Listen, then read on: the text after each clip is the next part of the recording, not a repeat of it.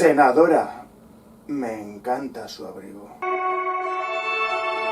Hola, buenas, soy Iván Campos y bienvenidos a mi canal. Traigo la continuación del programa sobre la serie de la NBC de Aníbal, donde mostramos el contenido oculto que no se desarrolló, pero que sí que estaba presente en algunas partes de las películas, sobre todo en El Dragón Rojo y en El Silencio de los Corderos, y en el libro, que es la base de inspiración tanto de la serie como del Dragón Rojo y de Manhunter, como no, de la mano del experto en Aníbal Lecter, David Said Domenech. Así que, antes de empezar, por favor, dale al like. Si no estás suscrito a mi canal, suscríbete y te pido que le des a la campanita para que te llegue vídeos nuevos. Y ahora, sin más dilación, crucemos las puertas del Palacio de la Memoria hacia la cocina de Aníbal el Caníbal. Podemos decir que el mal es aquello que es malo. Pero ¿quién puede decir que una cosa es mala o no? Porque todos, aunque no lo sepamos, somos una máscara. Porque la traducción del griego de persona es máscara. Por lo tanto, seríamos tontos si no dijéramos que Aníbal es la máscara del mal, porque representa la excelencia de todo aquello que es maligno, desde un punto de vista clásico y renacentista. ¿No es así, señor Sainz? Es una forma de decir. Bienvenido a este nuevo directo, que es la continuación del directo de la semana pasada, donde David Sainz va a exponer los puntos que faltaron, que por falta de tiempo no se pudieron poner en el directo anterior.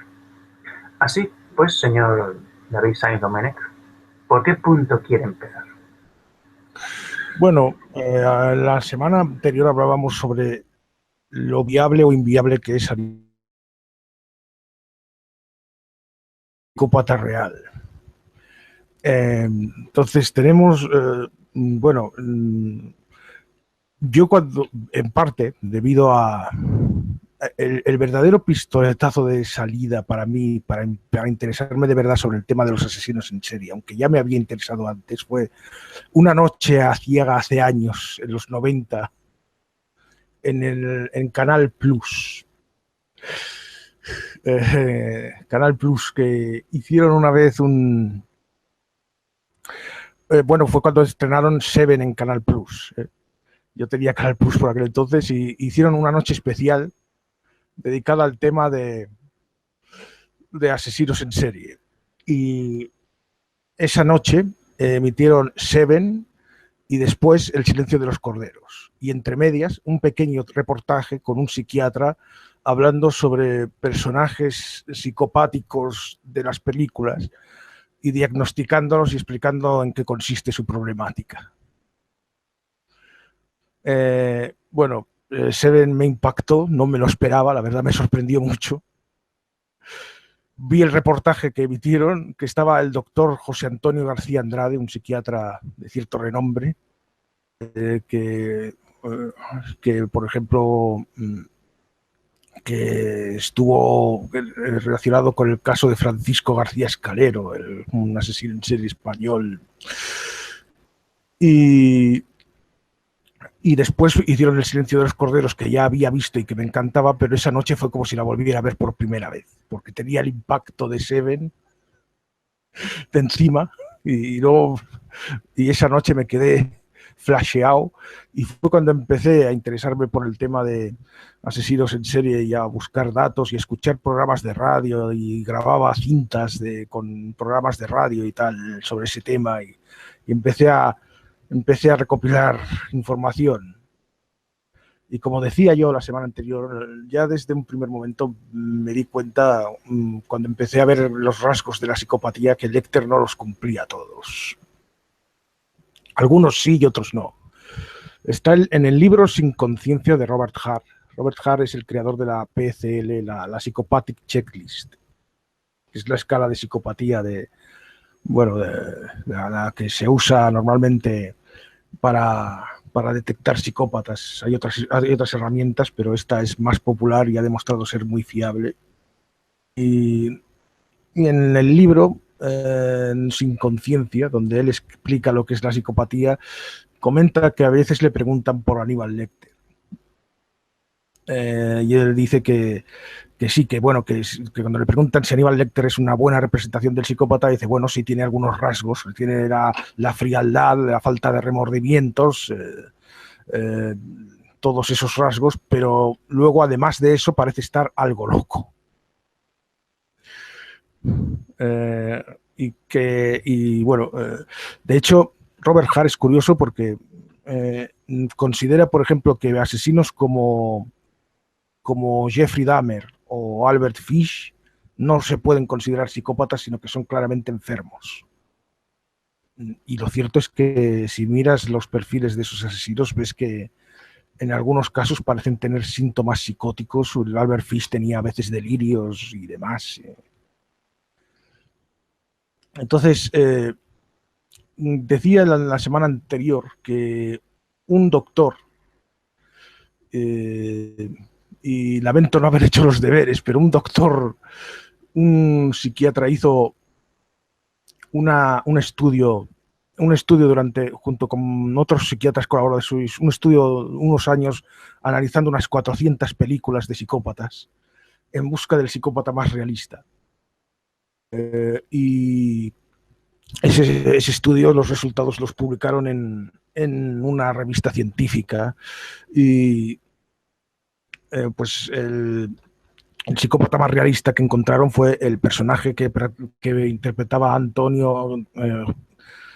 Javier Bardem en la película No es país para viejos. Y otros ejemplos de psicópatas realistas, pues Henry, retrato de un asesino y demás. Y luego en psicópatas no realistas, que pues el primero era Aníbal Lecter.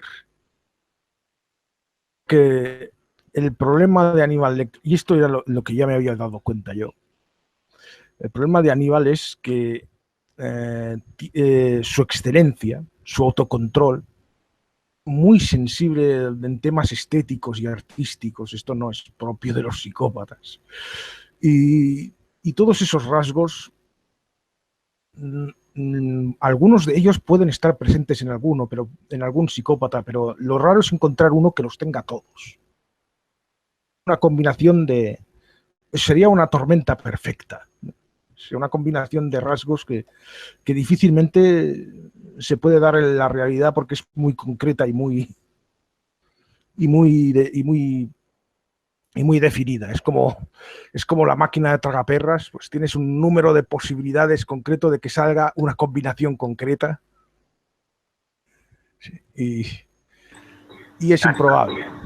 Aníbal realmente no es un psicópata, o sea, tiene varios elementos de diferentes perfiles. No es un psicótico, sí que tiene elementos de un asesino en serie, es un narcisista, pero Will Graham lo dijo, que claro, él realmente no estaba loco, ¿te acuerdas? O sea, sí que está... Bueno, es que hay una escena, recordemos que hay una escena en El Dragón Rojo, tanto en la novela como en la película, en la que cuando Lecter y Will Graham hablan, en la que Will Graham dice, no creo que yo sea tan listo como usted. Dice Lecter, bueno, pero usted me atrapó, Graham. ¿Cómo pudo hacerlo si no es más listo que yo? Y dice, bueno, usted tenía desventajas. ¿Qué desventajas? Está loco. Y se queda callado. Pero eso lo dicen para joderle. Pero tú sabes que Graham no infravalora a Lecter. En absoluto, pero es que Lecter se queda callado casi como dándole la razón. Quizás es que están usando en ese momento un término, una concreta manera de entender el término loco. Porque esa es otra cuestión. ¿Qué es locura? ¿Qué es cordura? Porque al final me decían en la semana anterior en el chat que lo que yo quería con Lecter era una especie de Carnage de la Marvel. El personaje de Carnage en la Marvel, que es como es un personaje que es enemigo de Spider-Man y que es un asesino en serie completamente nihilista, ética ni moral, y esto es lo que yo me imaginaba de Lecter, que luego fui descubriendo que no es así porque se le dio importancia se le dio demasiada importancia al tema de los groseros. Holden Y solo mataba a gente por hacer un servicio cívico. Holden dice, en la serie se dice que Graham es un psicópata. ¿Qué ha hecho Graham? Bueno, pues podemos decir que mató de forma indirecta al reportero Tony. Pero eso es lo que hace en la serie o lo que hace en la novela. En la novela no. En la serie, en la no novela, mata a nadie. en la serie, en la novela y en la película del Dragón Rojo, Freddy, que en la serie es interpretado por una mujer, es el que hace las fotos y escribe el artículo cuando Graham está en el hospital en coma con la barriga abierta porque Lecter la abre en canal. Entonces hacen el paripé para tenderle una trampa, que de hecho en la serie al final se lo hacen con Clifton para identificarle con la foto. Y el dragón secuestra al periodista, le hace grabar un mensaje rectificatorio del artículo. Y luego Lecter dice, me gustó mucho lo que hizo con Tony, usar al dragón para, bueno, al duende dentudo para vengarse de Freddy es un acto de crueldad que nadie se me había ocurrido.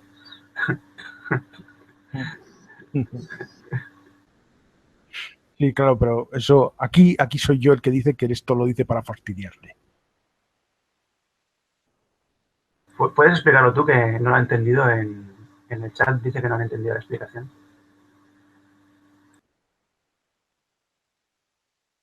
¿Qué es lo que no entiende Holden Caulfield? A ver, que sí, que indirectamente, cuando cogen al Freddy Lunch, el periodista, y le dicen, ahora vas a publicar sobre el asesino lo que te vamos a decir nosotros, de cierta forma es como indirectamente ponerle a él en el punto de mira del asesino. Se venga. Lecter más tarde como que se lo reprocha, como diciéndole pues eso, ¿qué era la frase que has dicho? Que hasta a mí me parece cruel lo que le ha hecho a Freddy. Me recuerda a otra entrevista famosa de otra película, que es El Caballero Oscuro, que es cuando el Joker le dice a Batman, dejaste que murieran 5 personas antes de decidirse. Hasta a mí me parece cruel. Pero antes de seguir con lo que estabas comentando, para que quede claro a Holden, comenta el final del Dragón Rojo, cuando Graham se pira, que ya no vuelve al FBI. ¿El de la novela? ¿El de la novela? ¿El de la novela? Sí, el de la novela. La novela es cuando, después de que han rescatado a la muchacha ciega esta con la que ligaba a Francis Dolarhyde y la casa ha quedado quemada y demás, pues claro, se va el Graham con su familia, está con su familia tranquilamente, y resulta que el asesino ya tenía la dirección de la familia de Graham y de su vivienda gracias a Lecter, que se lo había mandado. En el momento en el que el asesino la recibió, lo tomó como una especie de traición de Lecter, diciendo, ¿pero qué dice usted, hombre? ¿Se cree que le tengo miedo a Will Graham? Pero nunca se sabe para qué van a servir los datos que te dan por ahí alegremente, ¿no? Entonces, en ese momento el asesino, el Dragón Rojo, va a casa de Graham y hay una pelea. La pelea termina con, consiguen matar al asesino, pero Will Graham queda desfigurado. Y mira, casualmente tengo aquí la novela de Dragón Rojo. Voy a buscar las últimas páginas, voy a ir hacia el final, a ver si lo encuentro, porque es que la última parte es muy, bueno, es impresionante, es muy pesimista. Bueno, es novela de terror puro de América, esa literatura de terror. A ver, casi que la he encontrado.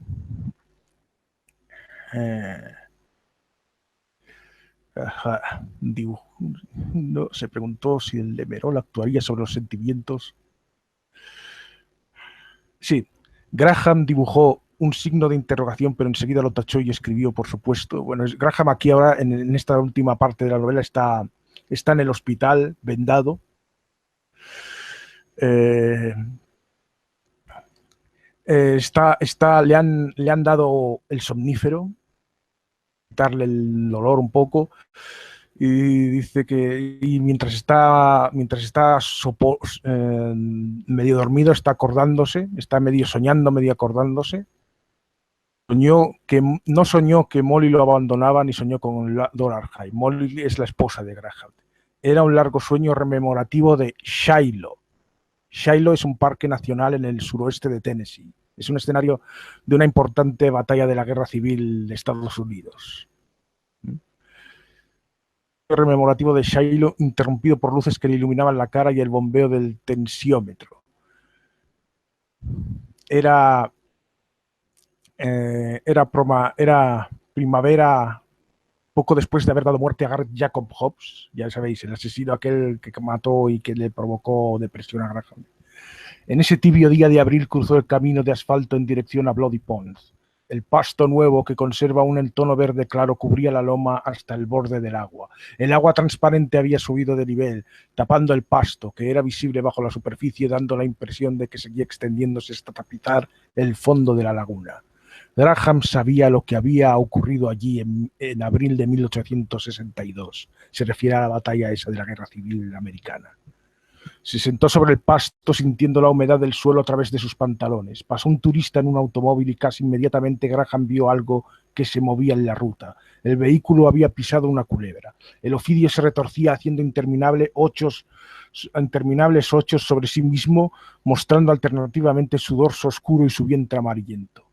La sobrecogedora presencia de Shiloh le producía ligeros escalofríos a pesar de estar transpirando por el fuerte sol de primavera. Graham se levantó. Los fondillos del pantalón estaban húmedos y se sentía algo aturdido. La culebra seguía retorciéndose. Se paró sobre ella, la agarró de la punta suave y seca de la cola y con un movimiento rápido y fluido la hizo restallar como un látigo. Sus sesos cayeron en la laguna. Un pez se apresuró a ingerirlos. Había pensado que Shiloh era un lugar embrujado y su belleza siniestra como los lirios. Mientras pasaba del calor de los narcóticos a los recuerdos, advirtió que Shiloh no era algo siniestro. Era indiferente. La bellísima Shiloh podía presenciar cualquier cosa. Su imperdonable belleza sencillamente subrayaba la indiferencia de la naturaleza, esa máquina verde. El encanto de Shiloh se burlaba de nuestra condición. Era absurdo rock, pero no pudo dejar de pensar. No existe misericordia en la máquina verde. Nosotros la creamos, fabricándola en las partes que han superado nuestro elemental cerebro de reptil. No existe el crimen. Nosotros lo fabricamos y solo a nosotros nos incumbe. Graham sabía perfectamente bien que estaban en él todos los elementos para cometer un crimen y tal vez también los necesarios para obrar con misericordia. Era consciente, sagrado, de que comprendía demasiado bien los motivos de un crimen. Se preguntaba si dentro de la vasta humanidad, en las mentes de los hombres empeñados en civilizar, los perversos instintos que controlamos en nuestras personas y el oscuro e innato conocimiento de esos instintos funcionan como los virus contra los que el organismo se defiende. Se preguntó si son viejos y espantosos instintos, los virus con que se fabrican las vacunas. Sí, había estado equivocado respecto a Shiloh. Shiloh no está embrujado. Los hombres están embrujados. Y a Shiloh no le importa.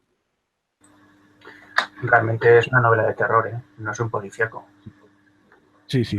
Eso da miedo. Antes de que Esto es casi el tono de Lovecraft, de la indiferencia del cosmos.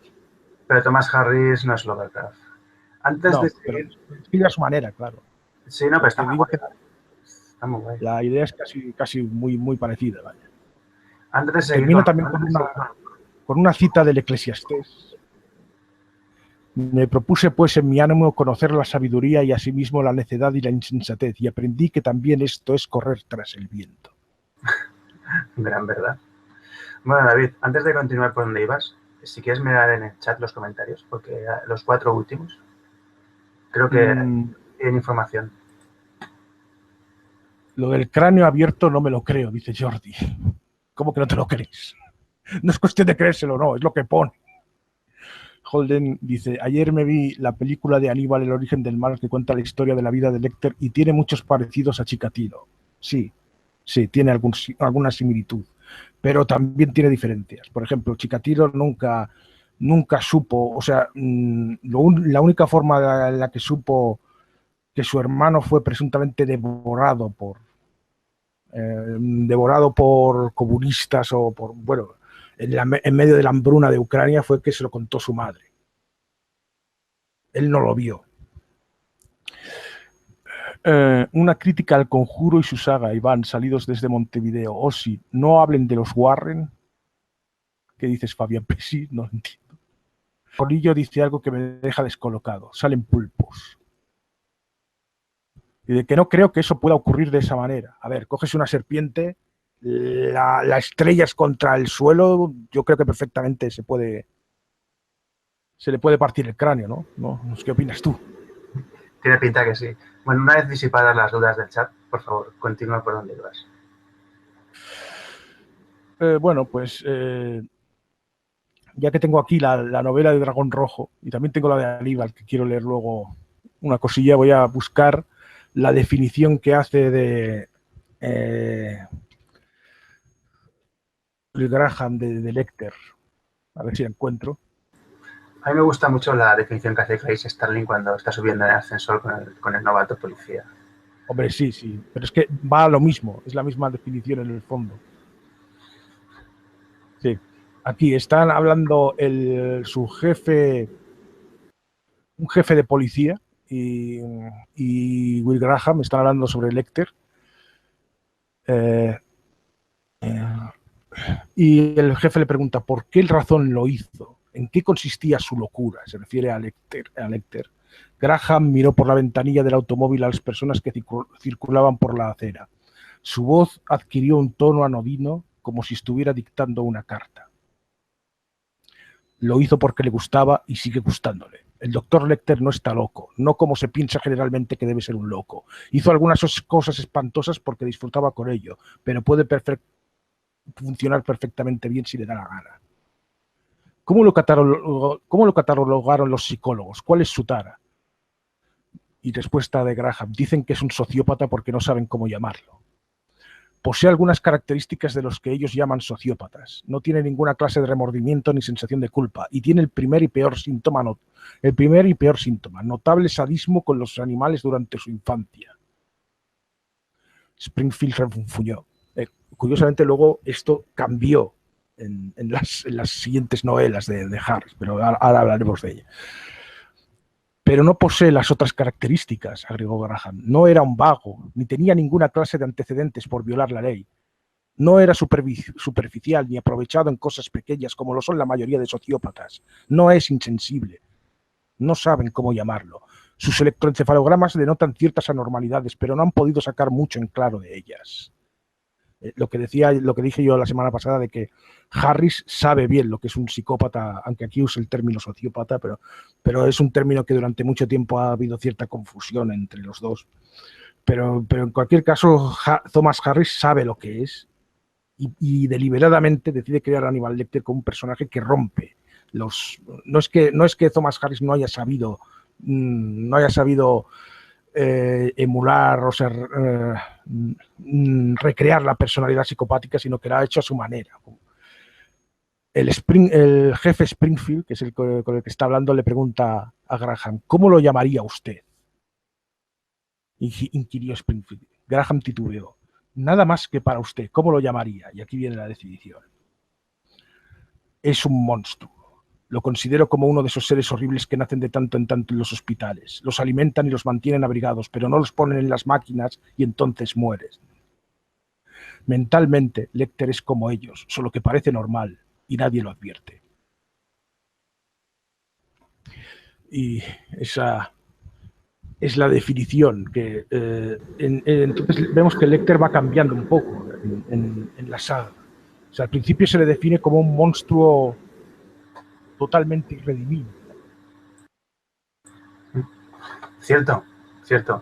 Antes de continuar, David, ¿puedes echar un ojo al chat? Porque creo que hay algunas connotaciones. Sí, que estoy viendo que hay noches, sois muy morbosos. ¿En quién está inspirado Aníbal? Si es que está inspirado en alguien, pues en varios personajes posiblemente, aunque la idea básica está inspirada en un médico mexicano que conoció Thomas Harris en la época en la que investigaba sobre asesinos en serie. Lo conoció en persona y era un asesino, se llamaba el doctor Salazar, si no recuerdo mal. El doctor Salazar que había matado a una persona, creo, o no sé si más de una, pero creo que solo una. Y era un individuo que tenía unos modales muy refinados y muy educados. Y de hecho, cuando Harris lo conoció, se pensaba que era un médico del centro, hasta que le dijeron, no, si es un paciente. O sea, es un interno. Jordi aclara que se refiere a la escena en la que Aníbal le hace comer a uno que tiene allí un trozo de su propio cerebro y el tipo sigue vivo. Pues yo creo que es perfectamente factible, ¿eh? Para empezar, el cerebro, aunque todas las terminaciones nerviosas van a parar ahí, no tiene terminaciones nerviosas, por lo tanto no duele. Y el tío tampoco es que se quede tan fresco, ¿eh? Lo ves que está balbuceando cada vez más, conectando. La película Seven de David Fincher también sería difícil.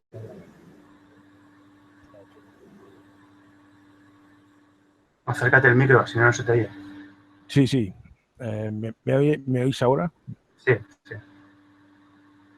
También te voy a decir que no soy familia de Luis Carlos Campos. Me pregunta eso no lo he visto. Sí, lo preguntan, búscalo. Bueno. En fin, que creo que es evidente que no eres familia del... Bueno, afortunadamente para ambos.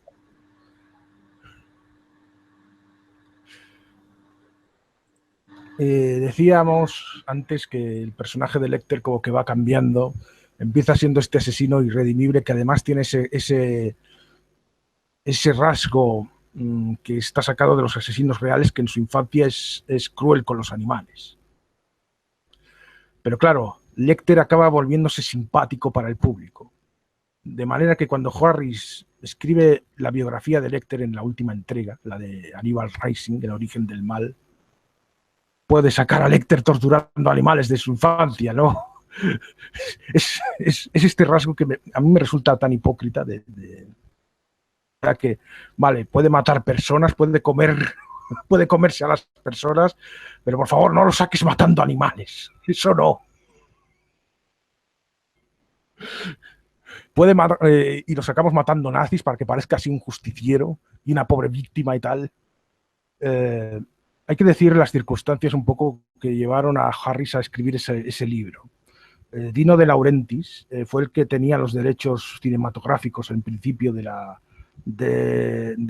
primera novela, El dragón rojo, que hicieron aquella película, Manhunter, que está bastante bien. En mi opinión está bastante bien la película, pero no tuvo mucho éxito. Y tuvo tan poco éxito que cuando salió el proyecto de hacer de Orion Pictures, de hacer la adaptación de la segunda novela, El silencio de los corderos, Prentice les cedió gratis los derechos, porque dijo, no vais a sacar nada de aquí. Luego se arrepintió. Se arrepintió cuando vio los resultados.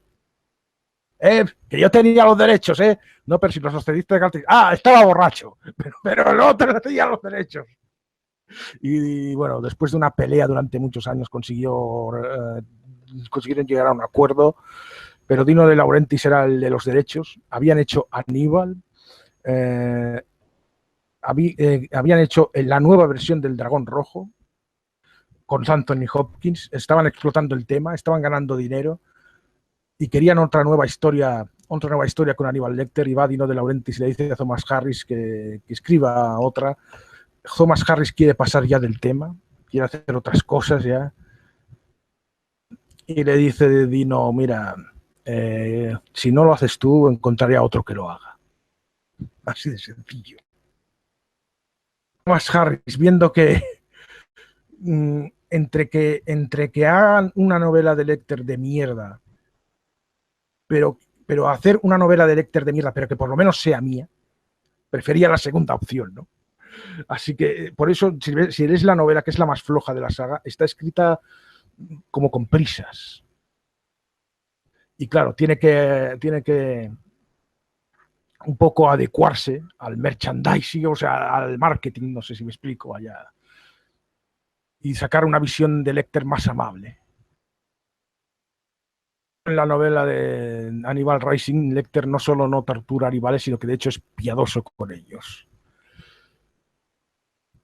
Pero este Lecter del Dragón Rojo, como vemos, es mucho más cruel y de hecho, en parte, en la novela de Aníbal, que es la tercera novela, perdón, la primera es El Dragón Rojo, la segunda El Silencio de los Corderos y la tercera Aníbal. En la tercera novela vemos que juega un poco con las expectativas del público.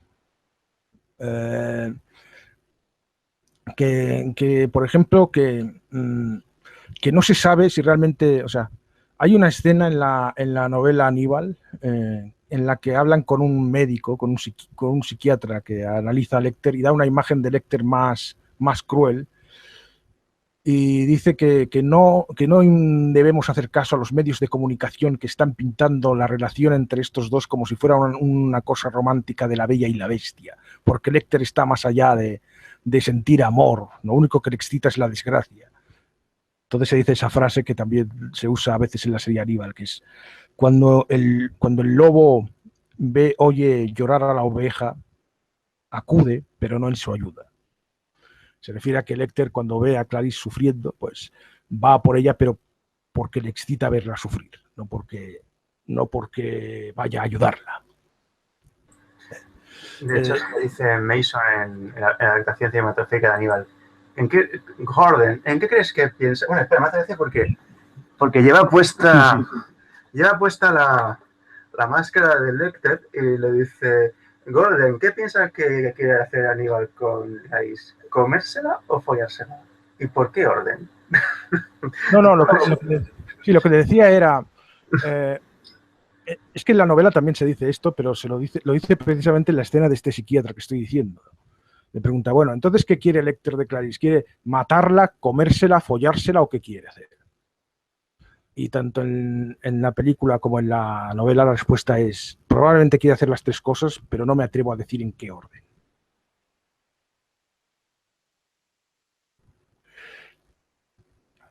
Cierto. Entonces, el personaje este del médico en la película, el personaje del mayordomo es una mezcla entre este psiquiatra y el mayordomo que tiene Berger en la novela. Como si no hubieran mezclado los dos personajes en uno. Es lo que hicieron. Sí. En el psiquiatra este es mostrado como un personaje pedante, como un personaje que cae mal, quizá con la intención, estos dos son conjeturas mías, claro, con la intención de Thomas Harris de que restemos importancia a lo que dice este personaje. Incluso el personaje es ridiculizado, porque en la escena está presente Barney, el celador. Aquel celador negro que salía en El Silencio de los Corderos, que era el que... Y que se trataban él y Lecter con una especie de cortesía.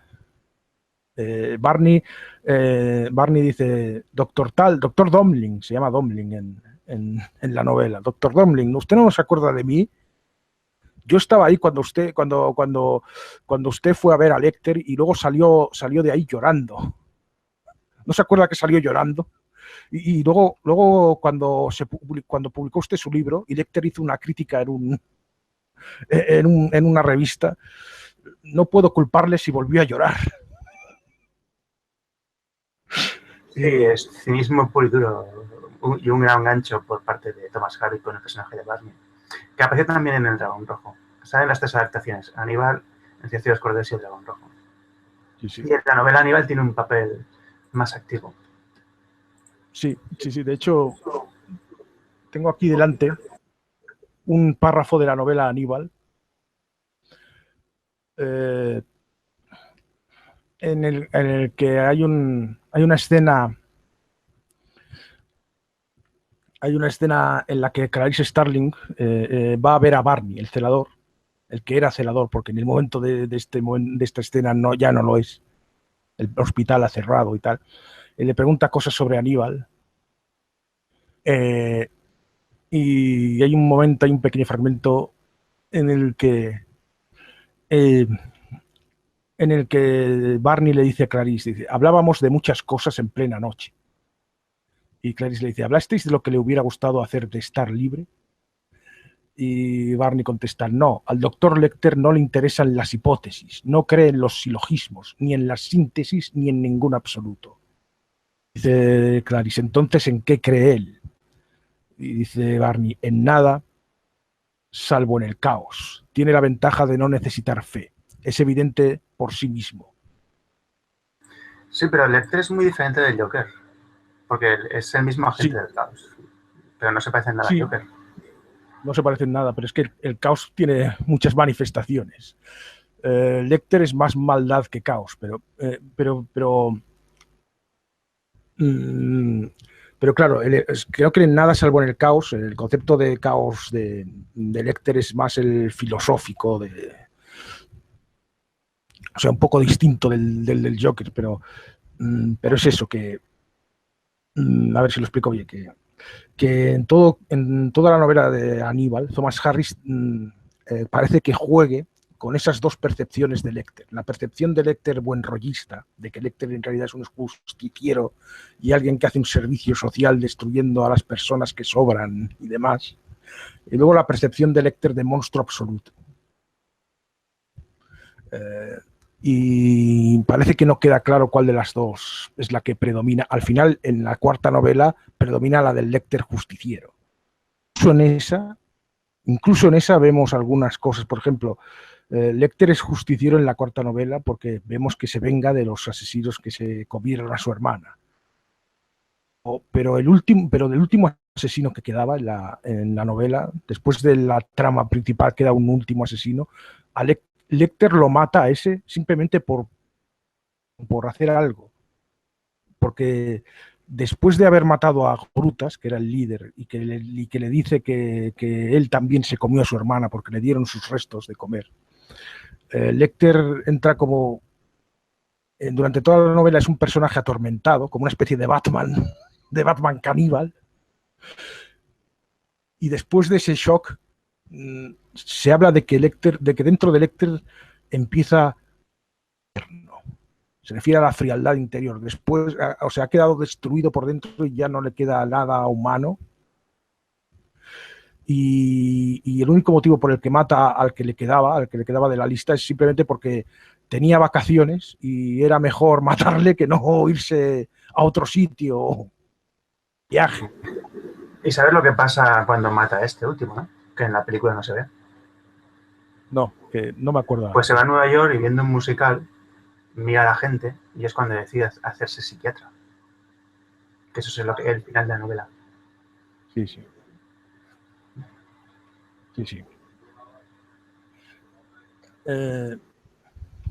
Sí, o sea, es como...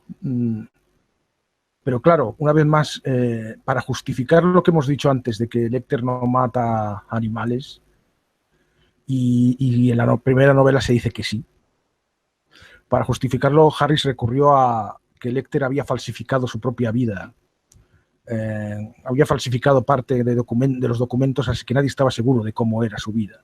Y de alguna forma lo que se ofrece en la novela es como una reconstrucción posible. De hecho, en la serie se ve cómo quema todo, junto con Will Graham. Sí.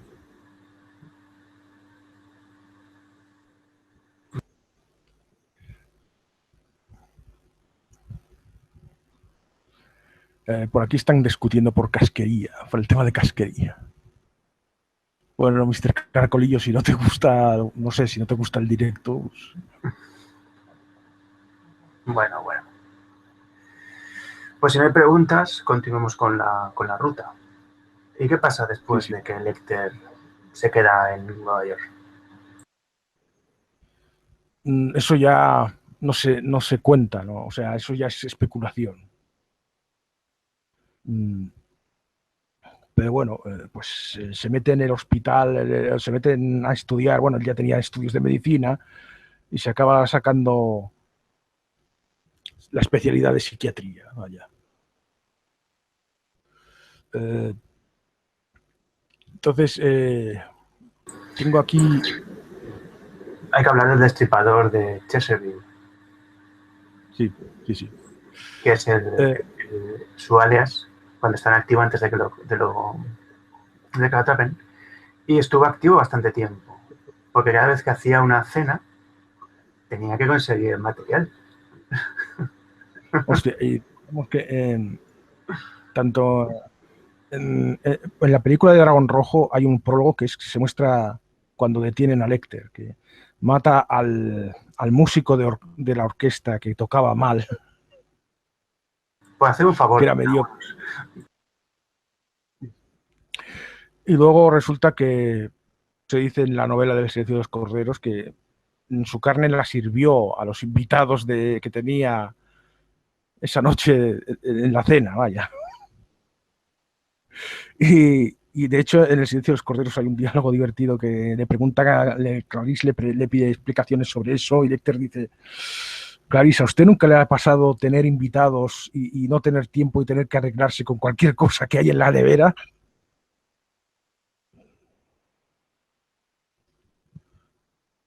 No, nunca me ha pasado. No he servido nunca restos humanos a mis invitados. De hecho, me hace gracia porque en el principio del Dragón Rojo, de Edward Norton, se los da de comer ahí. Dice: ¿de qué son estas mollejas? Y le dice: si os lo dijera, no os las comeríais. No es la... Eso. Sí, sí. Bueno. De hecho, otro tema que me interesa del tema de Lecter es la relación con Starling, si realmente está enamorado de...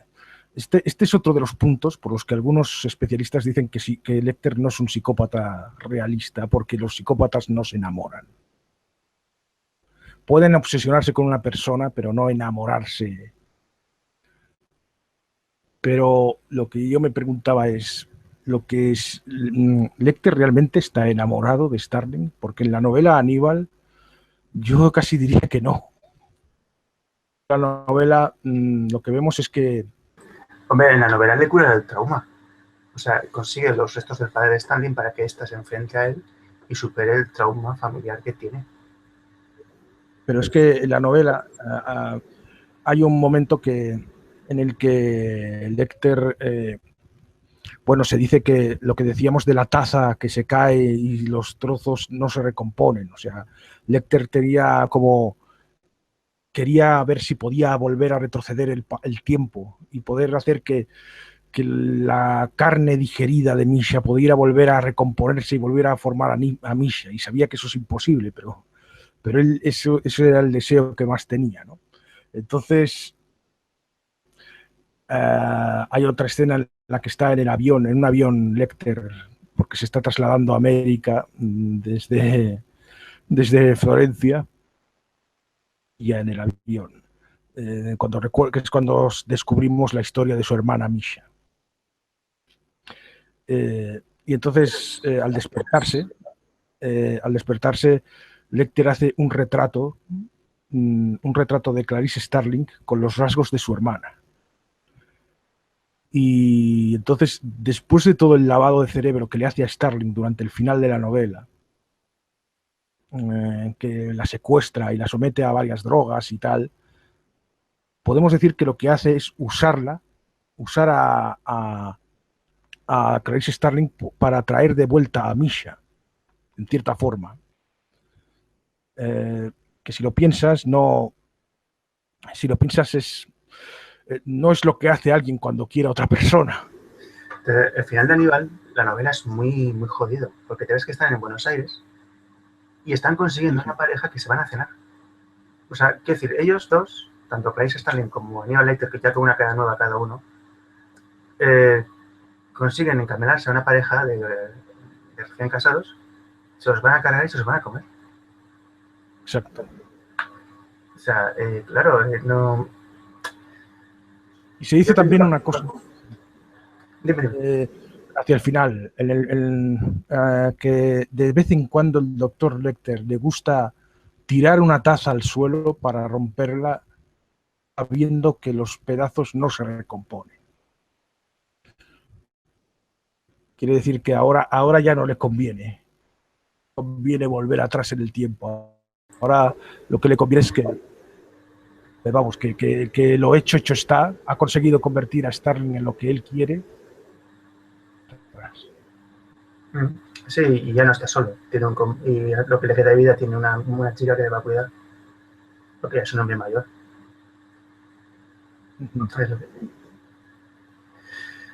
Sí, bueno, sabes que Crawford muere de un infarto, ¿te acuerdas? Sí, tanto en la novela como...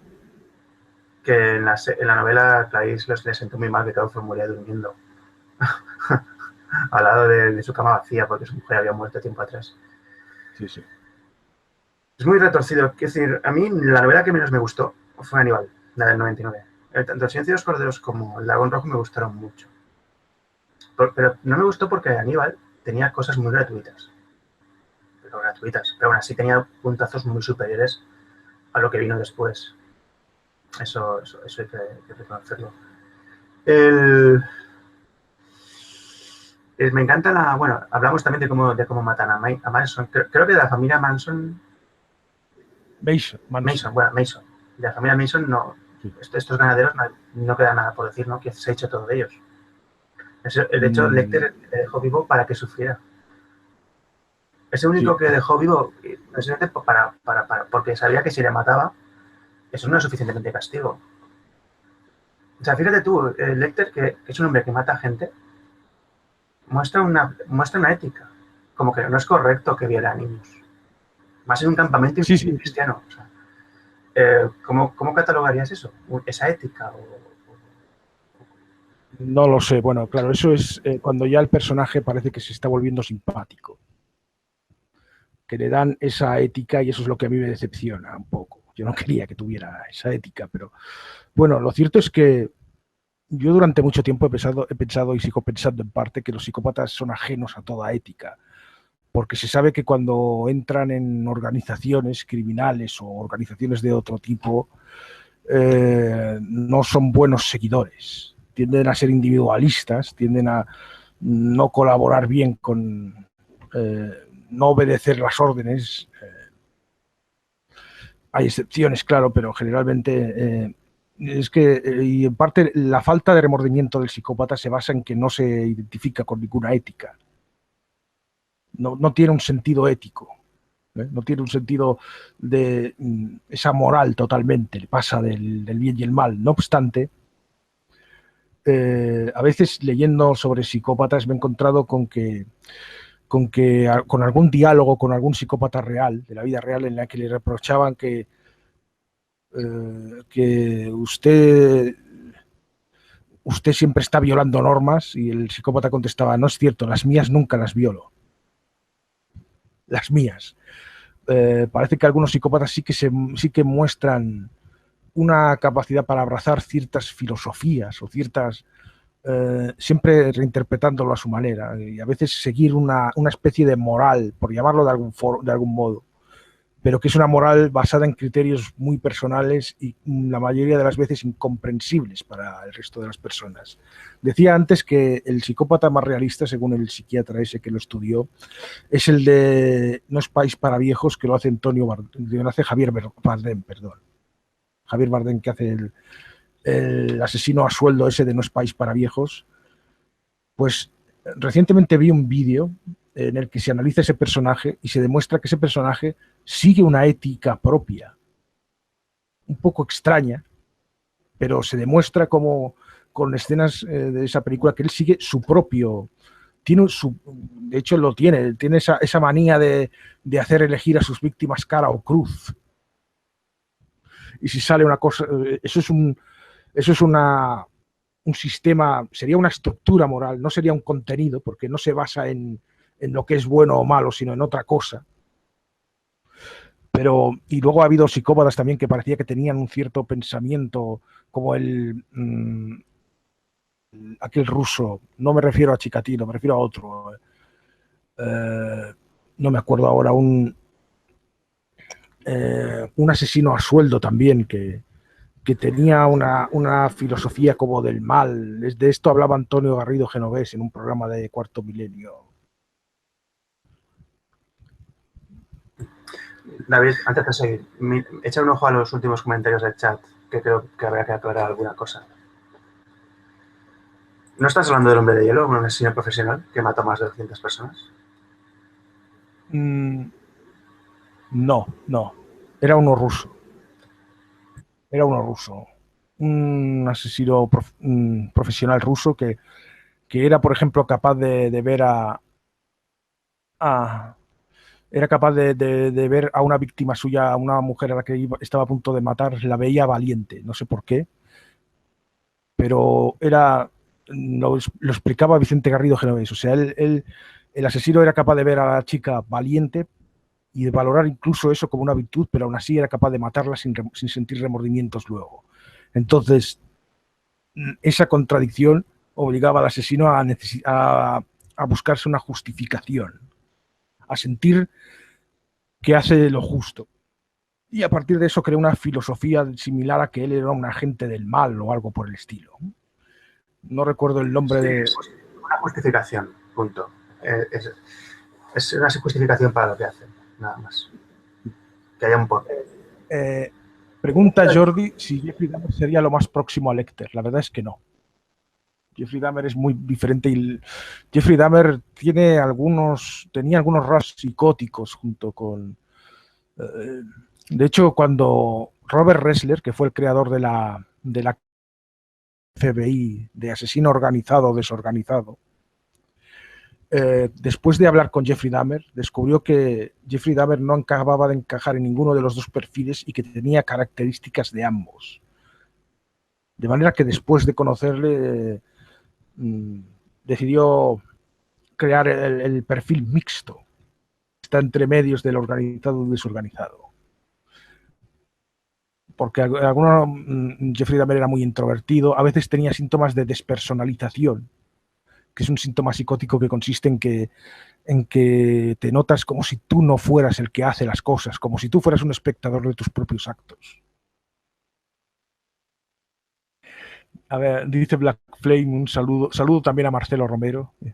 Dice Black Flame, os aporto algo. Sería interesante hablar sobre los thugs de la India, abarca el tema religioso y moral de la muerte. Sí, se he oído hablar de los thugs, los thugis, los exterminadores tóxicos, que tienen junto a la diosa Kalima. Kali. Kalima es como la llamaban los del templo maldito, que eran los malos de Indiana Jones y el templo maldito. Y que ahí salía un señor que daba mucho miedo, que decía aquella palabra, Kalima. Y arrancaba corazón. Sí, bueno, eso me parece que son licencias que le gustó mucho cometer a Spielberg. Sí, bueno, Spielberg un poco está como arrepentido del Templo Perdido porque dice que le salió demasiado oscura y terrorífica. Pero a mí me gustó, es que es como Fuerte Howard. A ver, es que el templo maldito es cuando deja de hacer películas adultas y ya empieza con el rollito ese de infantil, tipo los Goonies. De hecho, si compara lo que hacía antes de Poltergeist y lo que hizo después de Poltergeist. Ya. Entonces, el templo maldito sería el punto de transición. De hecho, a mí me gusta mucho, pero soy consciente de los fallos que tiene. De hecho, cada vez las películas de niños son cada vez más simples. Pero bueno, ¿qué piensas tú de esa ritualística, de estrangular a tu víctima, que es lo que tardas en matar a alguien por estrangulación son 25 segundos? ¿Qué piensas, sí. ¿qué piensas de ese ritual? ¿Lo justifica? O sea, ¿alguien cuerdo puede matar de esa forma por un fervor religioso? A ver, es que el tema de los Zagi es más complicado. Entonces, los asesinos Zagi evidentemente no eran todos psicópatas. Seguramente no lo sería ni la mayoría. Porque es una secta, es una colectividad con una ideología, por lo tanto es una subcultura ajena a la sociedad, con unas normas y valores diferentes. Que a veces confundimos a un psicópata con alguien que simplemente tiene otras normas y valores, pero que tiene pues sentimientos normales, por ejemplo, sentimientos de miedo. O sea, podías capturar a un Zagi e intimidarle para que confesara datos del grupo, de la célula en la que estaba, les podía intimidar. O sea, un psicópata es muy difícil de intimidar. Entonces habría que ver un poco, tendría que estudiarlo más a fondo. De dónde viene un poco la creencia, porque todo se justifica con un mito que decía que Kali luchaba contra un demonio y cada vez que caían gotas de sangre del suelo del demonio salían más demonios y por eso en sus ritos no se puede derramar la sangre y tal. Sí, muy Y interesante. bueno, También pregunta sobre los Assassins, que la secta está creada por el viejo de la montaña, exacto. que supongo que siguen activos porque nadie sabe nada de ellos. Bueno, también se ha dicho que siguen en activo los Zagi, o por lo menos sectas modernas que imitan sus métodos. Se ha dicho. Y los Assassin, pues puede ser también. Bueno, los Assassin, digamos que se han adaptado. Pero sí, los Assassin no tenían claramente una causa. Aceptaban contratos, pero se consideraban a sí mismos que lo que hacían estaba bien visto por Alá. He leído la técnica del viejo de la montaña, ese hombre que no recuerdo cómo se llama, tiene el nombre árabe que no. Lo que hacía era embriagarlos con marihuana, de ahí el nombre Assassin, que deriva de hachís, embriagarlos con marihuana, con hachís. Y una vez embriagados les metían en una habitación llena de señoras despampanantes que hacían una orgía, y cuando terminaba todo les decía: lo que habéis visto es el cielo, el paraíso, y si morís en plena misión iréis ahí directo. Y se lo creían, claro. Momentos, el miedo a la muerte se perdía rápido. Bueno, antes de seguir con Lecter, mira los últimos comentarios del chat que creo que tienen una duda. Dicen que pues sí, estaban confirmando lo que decíamos, que usaban hachís y opio. Dice Black Flame: muchos príncipes protegían a esta minoría de estranguladores para repartirse el botín cuando estaban cazándolos por los ingleses. Eran pobres la mayoría. Sí, bueno, es cierto, es que los Zagi en parte es una mezcla entre culto asesino y también un poco crimen organizado, porque también había un negocio ahí también. Por eso estuvieron tanto tiempo operando, porque había gente que le convenía y que sacaba tajada de esto.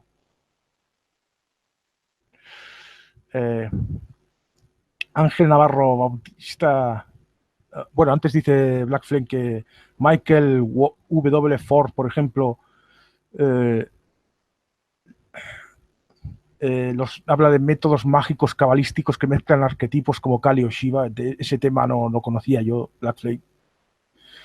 Ángel Navarro Bautista dice: un psicópata en uno de estos grupos sería juntar el hambre con las ganas de comer, un poco sí.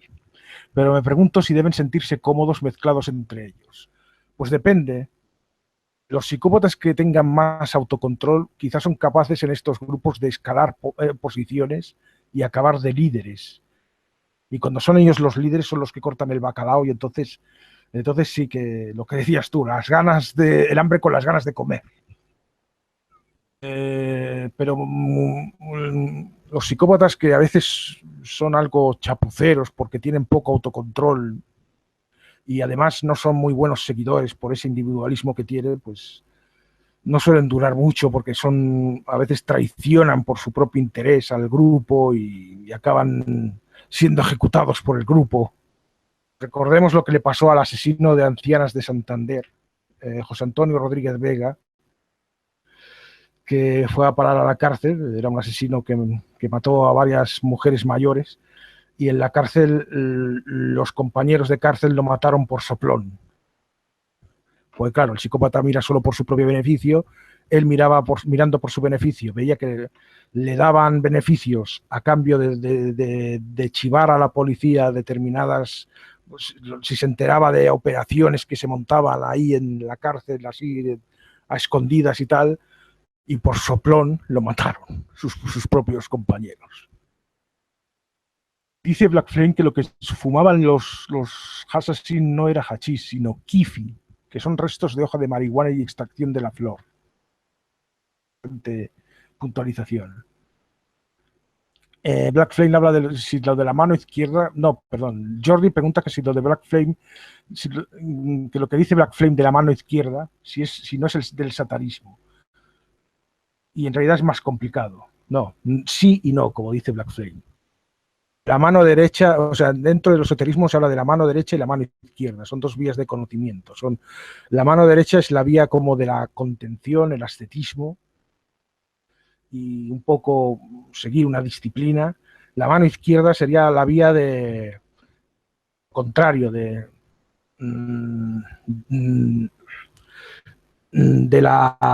exponerse al exceso, sexo y las drogas con el objetivo de entrar en éxtasis.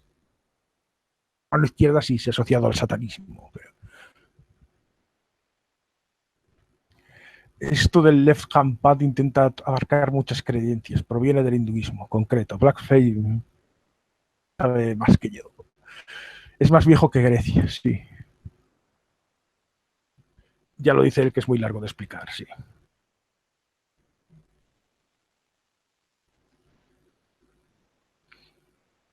Bueno, creo que ya no hay que responder a nada más. Entramos ya en la parte final. ¿Y qué nos queda en el tintero del señor Lecter? O del conde Lecter. Quería compartir aquí unas cosas. Por ejemplo, tengo aquí delante un artículo que escribió hace años el Vicente Garrido Genovés, en la materia de aquí de España, que es que ha escrito libros sobre psicopatía, sobre asesinos en serie, y ha sido perfilador y ha incluso colaborado con la policía, y en parte gracias a su trabajo detuvieron al asesino de Castellón. No me acuerdo ahora cómo se llama, un asesino de Castellón. Sí, un chapucero. Además, lo pillaron por casualidad, porque estaban haciendo otro seguimiento de otra cosa y le vieron de refilón. Por eso le pescaron. Si no, hubiera dejado un reloj de cada vez más amplio. Bueno, pues Vicente Garrido, hace años, un poco después del estreno de la película Aníbal, publicó un artículo en el que habla sobre Aníbal Lecter. Ya él ya decía que no era un psicópata realista. Y explicaba por qué. Y dice así: Lecter es un psicópata demasiado perfecto. Es un caníbal sin conciencia, imbatible en la ejecución del crimen, que parece capaz de comprender a seres con especiales sufrimientos y caracteres, al tiempo que, según nos explica Harris, el novelista, para actuar de modo sanguinario ha de neutralizar su propia capacidad de introspección personal. En su último libro, Aníbal.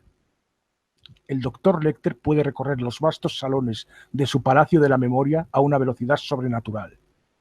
El Palacio de la Memoria, ¿recuerdas? Con sus reflejos y su fuerza, con su penetración y agilidad mentales, el doctor Lecter está perfectamente armado contra su mundo físico. Pero hay lugares dentro de sí mismo a los que no puede entrar sin sentirse amenazado.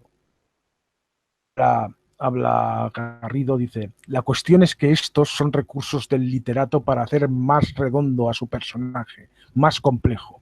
El psicópata no ha de defenderse de zonas dolorosas de su psiquismo, porque es justamente su incapacidad de reflexionar sobre su trayectoria vital lo que le lleva a no aprender de la experiencia, a actuar de un modo grotesco y sin que se derive beneficio aparente de lo que hace. Harris hace aquí un guiño a la tradición psicoanalítica del cine y la literatura. Hay un trauma en la infancia del personaje que generó un monstruo. Enfrentarse a ese trauma supondría su aniquilación al descubrir el monstruo que es, o bien su única posibilidad de curación. La realidad no tiene ese glamour en su explicación. El psicópata es alguien que no posee código ético alguno, que no se siente vinculado a nada ni a nadie. Luego, su introspección no tiene más límite que pensar en cómo manipular a su víctima. Y esto nos lleva a otro punto. El psicópata no se redime por el amor, porque no puede amar. Y finalmente es dudosa la excelencia a la hora de hacer el mal. Lecter es un asesino autocontrolado y muy brillante, nada impulsivo. Es un filósofo del asesinato y de la vida. Los psicópatas son impulsivos, egomaníacos y desafiantes hasta cometer errores infantiles y actos de mucho riesgo. De este modo, el terrible Dr. Lecter puede aspirar a lo mejor que le ofrecen ambos mundos, a la fuerza sanguinaria del crimen y a la sensibilidad extrema del arte e incluso del amor. Es definitivamente un psicópata demasiado perfecto. Muy interesante. Pero bueno, es lo que hemos dicho, Lecter realmente no es un psicópata, ¿no? Él es lo que decía, claro, le llaman psicópata por llamarle de alguna forma. Bien, bien. ¿Qué sabemos? La pregunta es, ¿lo que es Lecter podría llegar a existir? No sé. Sí, pero no sería tan perfecto. No sé, a ver, yo recuerdo que vi un vídeo una vez de el alien en la realidad, en la vida real. Si podría existir el alien, el xenomorfo de las películas. Y entonces en el vídeo hablaban sobre hay una biodiversidad muy grande en nuestro planeta. No existe un ser con las características del alien, pero las características del alien, o muy parecidas, se pueden encontrar en diversos animales. Y entonces empieza a explicar que si las abejas tienen una mente colmena, que si hay abejas que utilizan que sus larvas las ponen dentro de cuerpos de otros animales adultos como orugas, y luego dentro de ellas salen las larvas, y que luego lo de los ojos del alien que están ocultos. En realidad el alien tiene ojos, pero los tiene tapados por esa membrana que tiene. Y una serie de características, que la sangre ácida, no hay ningún animal que tenga sangre ácida, pero sí hay algunos escorpiones o hormigas que se defienden echando ácido. Y entonces al final llegaba a la conclusión de que la realidad supera la ficción. Y si cogiéramos todos estos ingredientes, todo esto de estos animales que hemos estado diciendo, y los combináramos, nos saldría un ser todavía más terrorífico que el alien de la película. Sí. Entonces seguramente, si llegara a existir un Aníbal Lecter en la realidad, que el Aníbal Lecter sería una combinación de rasgos psicopáticos y no psicopáticos, lo que saldría probablemente podría ser algo más chungo que lo que vemos en las películas o la serie. Ya te digo. En el chat, Black Flame está haciendo una reflexión que creo que deberías mirar, porque a lo mejor Sí. puedes añadir algo. Para muchos sería un héroe, para otros un demonio. No hay término medio en algo que no es tan ajeno como es la falta de ética y moral.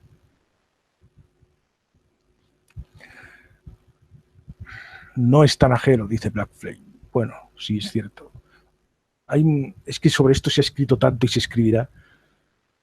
Dicen que de la moral es imposible desentenderse sin más ni más. Que eso que se llama amoralidad es una cosa que no existe. Y otros que dicen que sí, que es bueno, pues sería materia para otro directo, quizá. Mira, esto parece que esto es un sincronismo.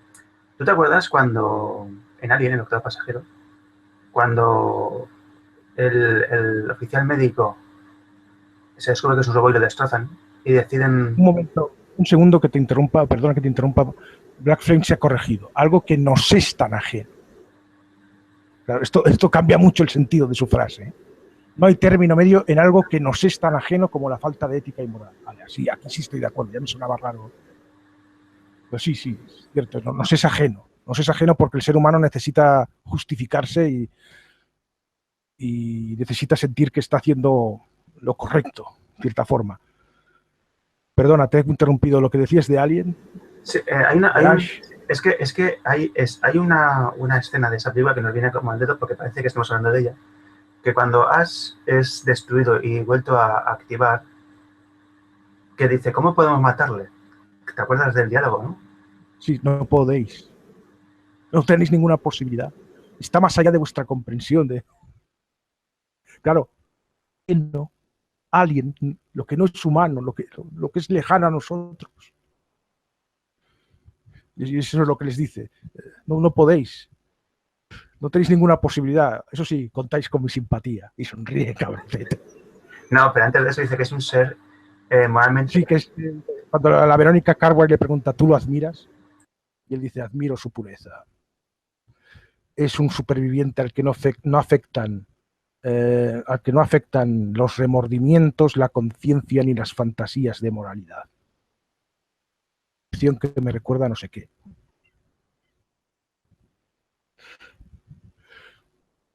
Pues eso, parece que estén hablando del señor Lecter, ¿no?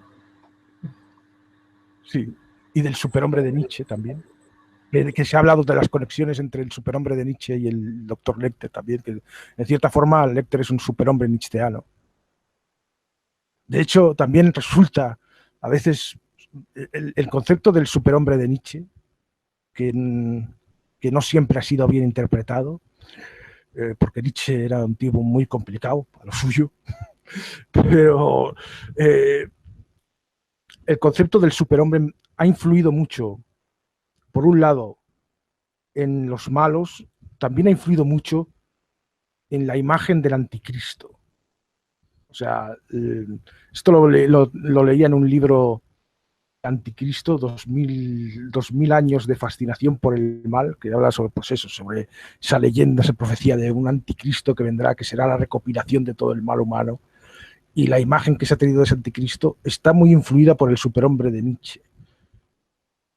Sobre todo en novelas que han hablado del tema y alguna película también. Y también el superhombre de Nietzsche tiene sospechosas coincidencias con los rasgos psicopáticos, más allá del bien y del mal, que tiene su propia moral. Cierto, cierto.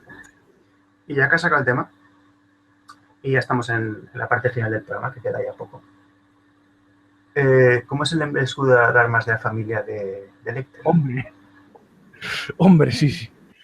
El escudo de armas... A ver, la portada de la novela Aníbal es una ilustración que está basada en el escudo de armas de la familia Visconti. La familia Visconti es una familia italiana real. Hay un momento en Aníbal, en la novela, en la que se dice que basándose en unos documentos, Lecter está convencido de que tiene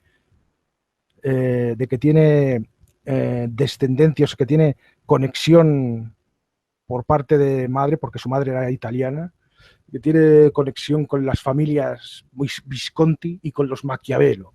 Lo de los Maquiavelo parece una especie de chiste que hace Thomas Harris por aquello de que Aníbal Lecter es maquiavélico. Y lo de los Visconti, pues es un linaje, una familia italiana que, bueno, que sabemos que tiene tiene mucha historia y de hecho, bueno, pues de ahí salió Luchino Visconti, el director de cine. Y el escudo de armas presenta una especie de dragón comiéndose a una persona.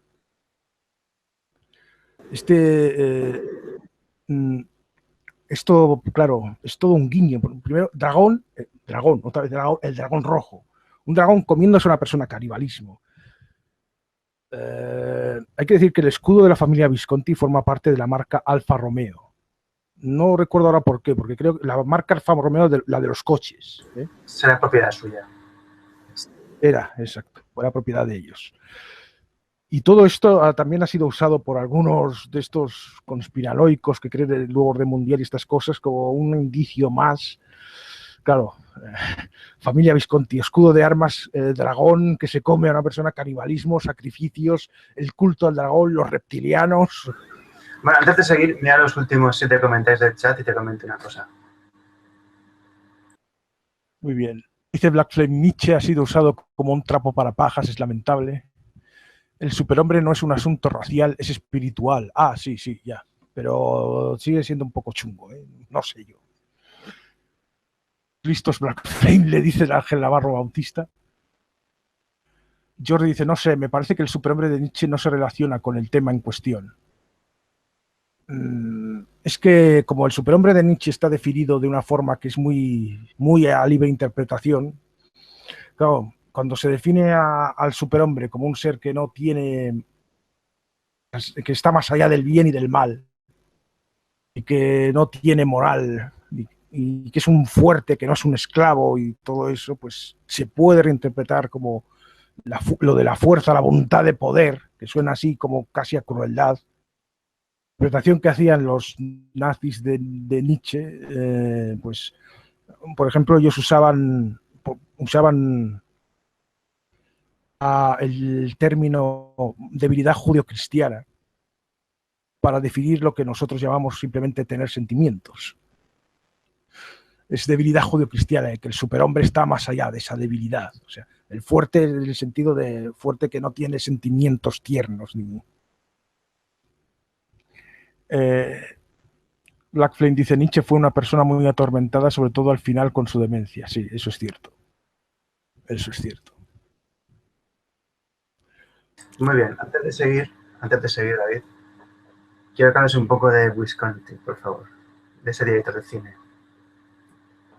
De Visconti. Bueno, Visconti no lo conozco mucho, porque la verdad es que mucho neorrealismo italiano no he mamado. Yo solo sé que estuvo en El bautizo de Miguel Bosé y poco más, y que es el director del Gato Pardo, ¿no? Sí, pero es que este hombre... Muerte en Venecia también. Esa película no la he visto, pero... Este hombre encajaría muy bien en la Roma de Calígula de Tinto Brass de 1979. Ya veo, sí, porque sí, en Muerte en Venecia salía también el tema del mal y salía además un chavalillo andrógino y tal. No sé. Tengo que ver esa película. Revisa, bueno, antes de seguir, hay dos comentarios más que tienen relación con esto. Es complejo de cojones, dice Jordi, hablando de Nietzsche. Black Flame dice, así habló Zaratustra, lo escribió estando medio demente. Y Ángel Navarro Bautista dice, pues el eterno retorno, ya no te digo nada. Nietzsche es complicado, es complicado. Y a veces ha habido asesinos en serie que han cogido los postulados de Nietzsche y los han adaptado a su manera para usarlos para justificar sus cosas. Vaya, Ian Brady, un asesino de niños inglés, citaba a Nietzsche y se basaba en la filosofía de Nietzsche. Claro, o sea, la filosofía de Nietzsche, claro, la filosofía de Nietzsche ya sabemos que es compleja y seguramente Nietzsche no habría visto bien que se mate a niños. Pero claro, los asesinos en serie tampoco podemos pedirles que tengan conocimientos profundos de filosofía. No, si ven algo que les va bien como justificación, lo cogen y... Cierto. Voy a hacerte un matiz aparte. Entonces, Lecter sabe que está emparentado con esas familias italianas y cuando está usurpando la personalidad del Dr. Fell en el Palacio, como está buscando entre la correspondencia del siglo XV con su línea genética, con su árbol familiar, que está emparentado con Aníbal. Digo, con Atila. El Cartago. Con Atila, perdón, con Atila. Con Atila, con Atila. Como Drácula. Otra conexión con Drácula. Drácula, en la novela de Stoker se dice que Drácula es de los Seclers, que se dice que creen que descienden de Atila. Sí, realmente Lecter es una versión moderna de Drácula. Ya lo dice Stephen King, que es un Drácula del mundo de los móviles. De hecho, si te das cuenta, tiene hasta el título de conde. Sí, es que ya más prueba que eso.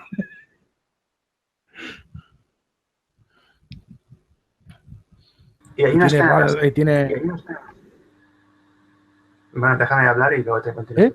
Hay una escena en la serie, cuando Graham va a Lituania, al castillo Lecter, donde el actor parece Drácula por el abrigo que lleva con esto muy exagerado, que parece que lleva una capa, tipo lo Bela Lugosi. Es un puntazo. Bueno, remata lo que ibas a decir, perdona. No me acuerdo lo que iba a decir, se me ha ido. Joder, en el chat aún siguen con esto, creo que deberías echarle un ojo porque es importante. Sí, estoy mirando, dicen que Jordi dice que Nietzsche no estaba de acuerdo con el antisemitismo, que que eso se lo recriminó a Wagner cuando la relación fue mal. Nietzsche y Wagner eran amigos, pero acabaron peleándose. Wagner sí que tenía un punto de vista muy similar al que luego tendrían los nazis. En parte, quizá la filosofía que atribuimos a Nietzsche era más de Wagner que de Nietzsche. En un principio Wagner y Nietzsche eran muy similares, no había diferencia entre ellos. Lo que pasa es que luego Wagner se separó mucho hacia lo que sería el catolicismo.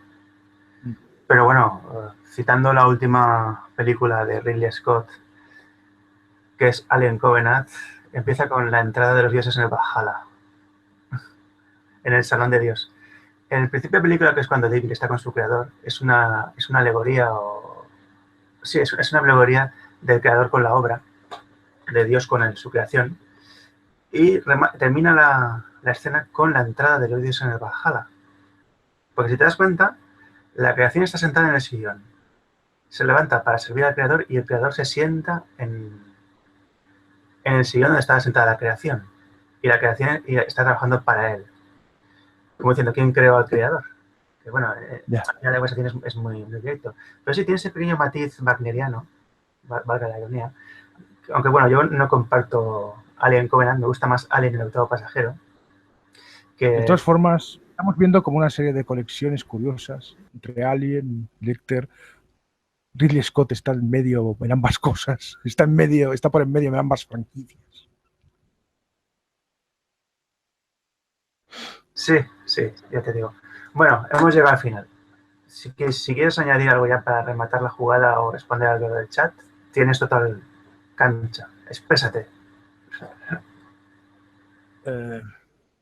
No, me gustaría acabar con... voy a tener que citarlo de memoria porque ahora no puedo acceder a la novela del silencio de los inocentes, del silencio de los corderos, pero en la novela hay un momento, un diálogo entre Clarice Starling y Lecter que no sale en la película y que es lo que más me gusta. Es cuando Clarice está intentando convencer a Lecter de que responda al cuestionario, el test, y dice, yo ¿qué interés tendría yo en responder este cuestionario? Dice, pues quizá saber lo que a usted le sucedió, dice Clarice. Y Lecter, como un poco enfadado, contesta y dice, no me sucedió nada, Clarice. Yo sucedí. No admito que se me reduzca a un conjunto de influencias. Entonces, con eso esa frase lo que dice es, Lecter podrá ser un psicópata, podrá ser sanguinario, pero la virtud que estoy dispuesto a reconocerle es esa, su responsabilidad. Es un alegato, o sea, para justificarse, Lecter no necesita recurrir a la excusa biologicista de, no, es que estoy determinado por la biología, no. Yo no soy un conjunto de influencias. Yo que por otra cosa, pero el caso es que él reclama eso, ¿vale? Seré un hijo puta, pero soy un hijo puta porque lo he decidido yo. Y podría haber sido cualquier otra cosa y he decidido ser lo que soy. Con eso quería más o menos concluir. Eso es con lo que quieres acabar, con que él ha decidido eso. Bueno, también creo que las circunstancias le llevan a eso, superar el sitio con los soldados que se estaban comiendo a los niños. Recuerda. Mira, comerse su parte de su hermano. Recuerda, quemó los documentos. Sí, es cierto. Y te digo una cosa, creo que la escena de Ash refleja muy bien lo que es el alien y también lo que sería este elemento que es Lecter. Bueno, tenemos que acabar, pero también te quiero preguntar una cosa.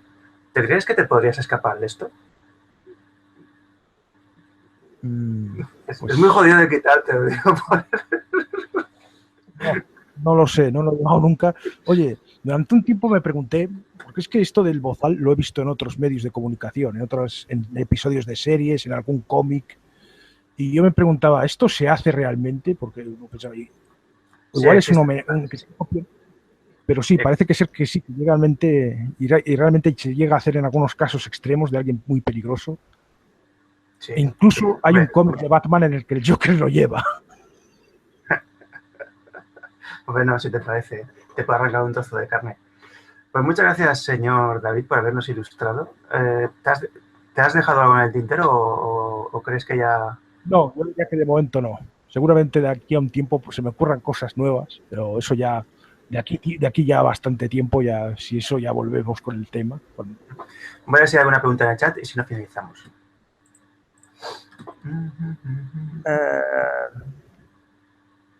No es tan fácil cocinar un guión decente. Vemos a un nazi que se nos ha metido, que dice Sieg Heil. Y nada, parece que... Hombre, Iván Zapico, ahora llegas, Iván. Pues nada, señores. A estas alturas nos estamos yendo. Sí. Bueno, señor Domenech, muchas gracias. Te invito a un nuevo programa. Y a todos ustedes espero que este os haya gustado, os haya aportado algo y nos vemos en el siguiente directo. Adiós y gracias. Chao. Adiós.